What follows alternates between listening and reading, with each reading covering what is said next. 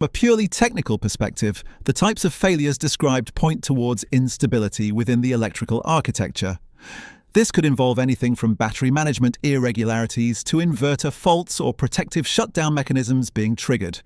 These systems are designed to fail safely, which often means shutting down completely rather than risking damage.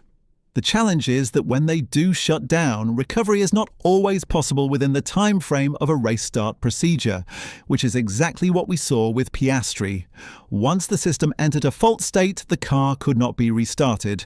That indicates a level of dependency within the system that leaves very little room for intervention once something goes wrong. For Norris, the issue was even more fundamental. The car never reached a state where it could be deployed. That suggests a failure early in the system initialization process, possibly linked to communication between control units or a failure in establishing stable electrical conditions. Again, two different problems, but both within the same critical area. Andrea Stella's insistence that these are separate issues is important.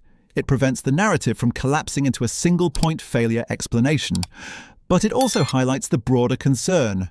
If multiple independent failure modes exist within the same system, then the system as a whole may not yet be fully understood. And that brings us back to Mercedes, because while the responsibility for operating the car lies with McLaren, the responsibility for supplying a stable and predictable power unit lies with the manufacturer.